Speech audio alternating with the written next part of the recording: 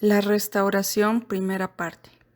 En esta lección aprenderás sobre la primera visión de José Smith, su llamamiento como el profeta de la restauración y su traducción del Libro de Mormón.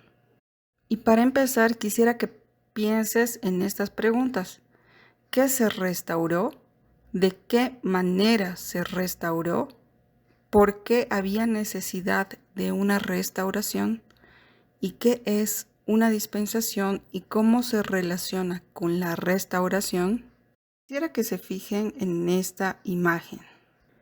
Aquí tenemos un celular que está funcionando correctamente. Ahora quisiera que se concentren en esta otra imagen donde está este mismo celular, pero que se ha dañado y ahora es inservible. ¿Qué sería necesario hacer para restaurar este artículo a su condición original? En otras palabras, restaurarlo. Seguramente para poder reparar esto vamos a necesitar varias piezas originales de este celular para ponerlo nuevamente como estaba antes.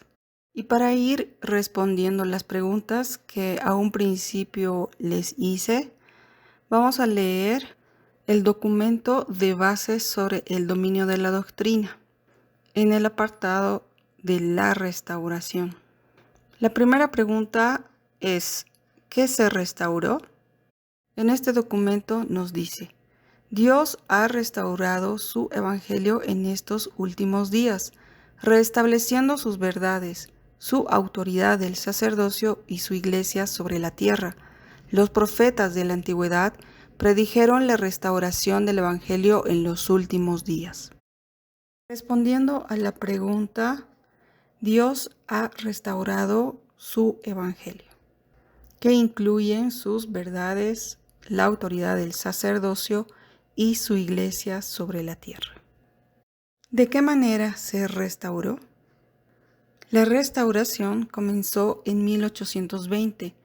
Dios el Padre y su Hijo Jesucristo se aparecieron a José Smith en respuesta a su oración y lo llamaron para que fuera el profeta de la restauración. Eso fue el inicio de la restauración. ¿Por qué había necesidad de una restauración? Como les mostré estas imágenes a un principio, diremos que la iglesia se encontraba como este celular que está todo roto, sin profetas, sin la debida autoridad en la tierra y sin muchas de sus verdades. Y para que la iglesia de Jesucristo funcione correctamente aquí en la tierra, era necesario restaurar y restablecer todos estos accesorios que se necesitaban. Para complementar esta respuesta, vamos a leer en el documento de bases sobre el dominio de la doctrina, en el apartado 4.3.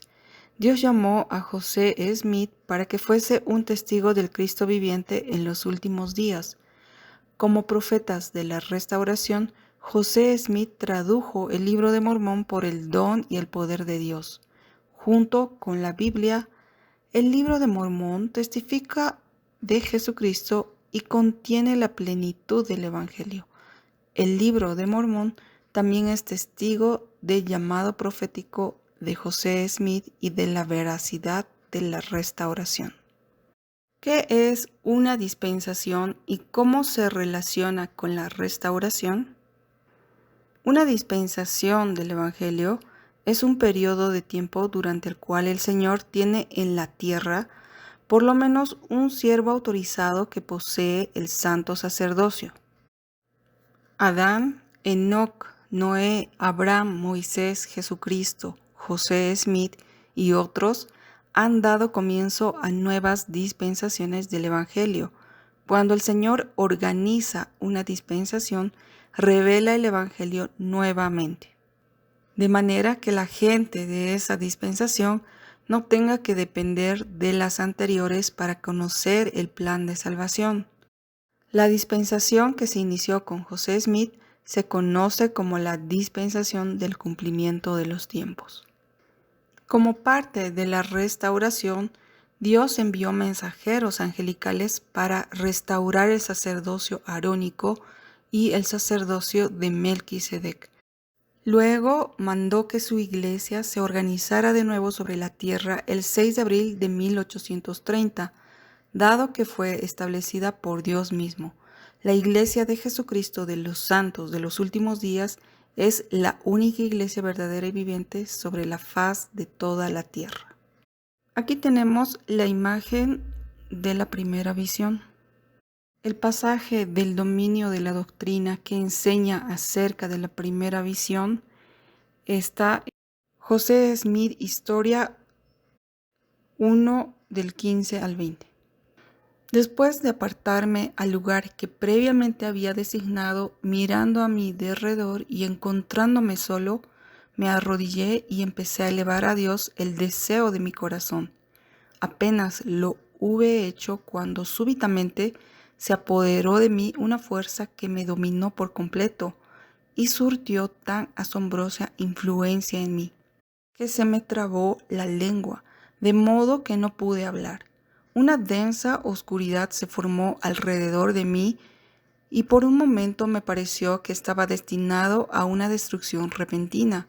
Mas esforzándome con todo mi aliento por pedirle a Dios que me librara del poder de este enemigo que se había apoderado de mí, y en el momento en que estaba para hundirme en la desesperación y entregarme a la destrucción, no a una ruina imaginaria, sino al poder de un ser efectivo del mundo invisible, que ejercía una fuerza tan asombrosa como yo nunca había sentido en ningún otro ser.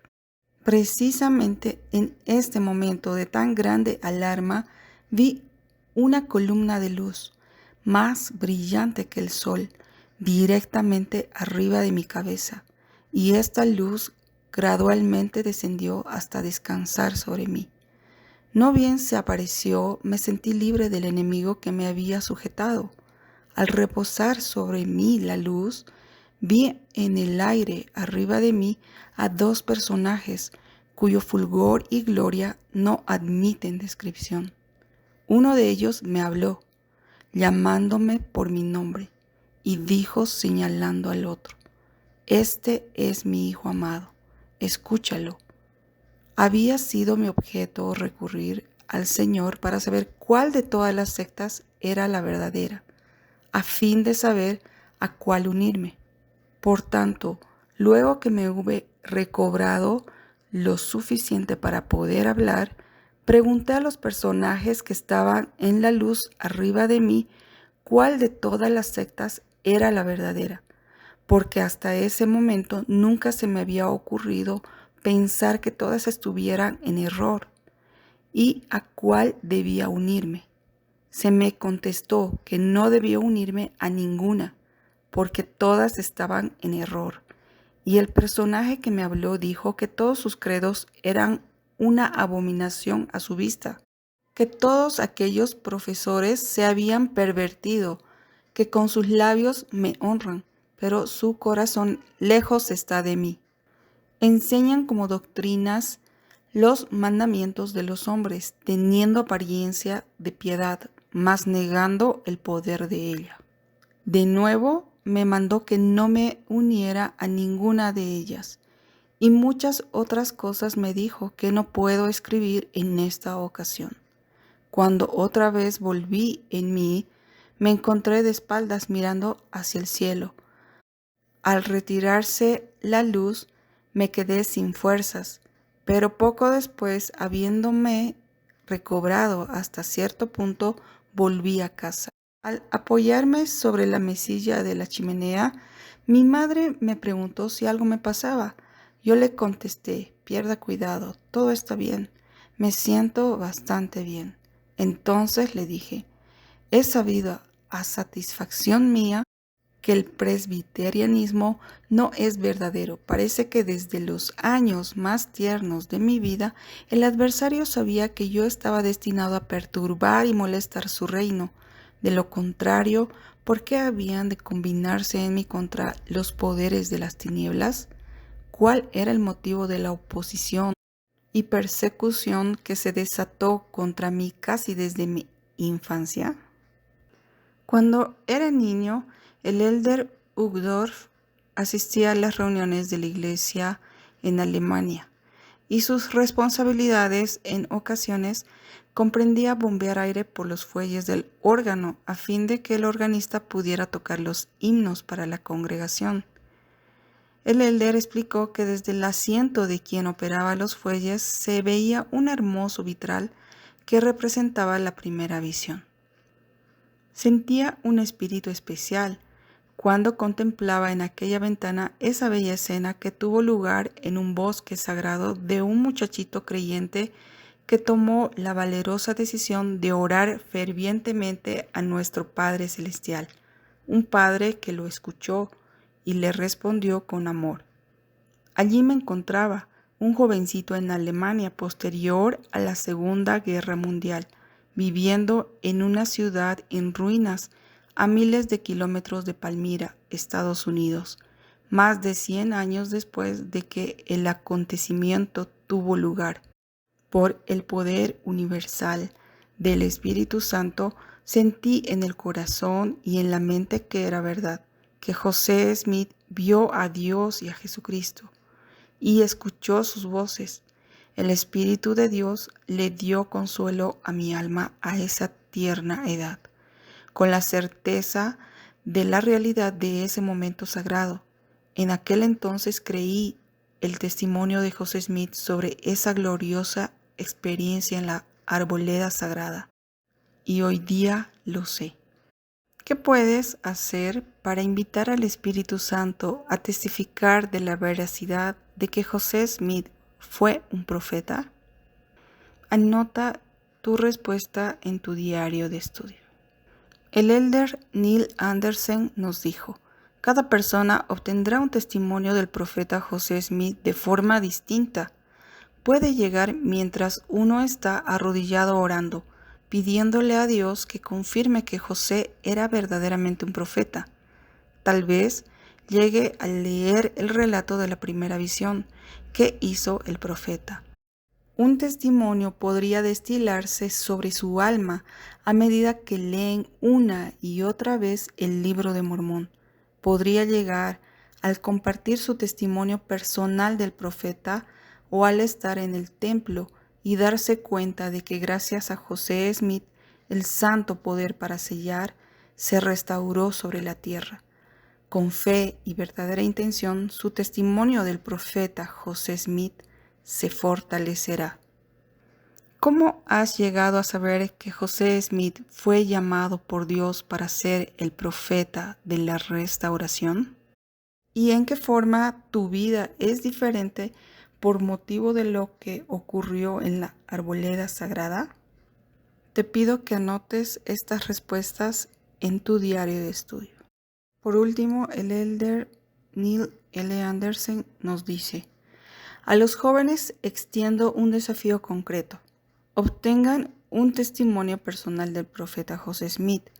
Aquí tienen dos ideas. En primer lugar, busquen pasajes en el Libro de Mormón que sientan y sepan que son absolutamente ciertos, y después compártanlos con su familia y amigos en la noche de hogar, en seminarios y en sus clases de hombres y mujeres jóvenes, para afirmar que José fue un instrumento en las manos de Dios.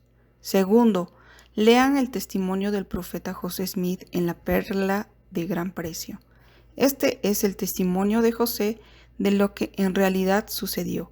Léanlo con frecuencia. Consideren la posibilidad de grabar el testimonio de José Smith con su propia voz, escucharlo regularmente y compartirlo con sus amigos. El escuchar el testimonio del profeta grabado con la voz de ustedes los ayudará a recibir el testimonio que buscan.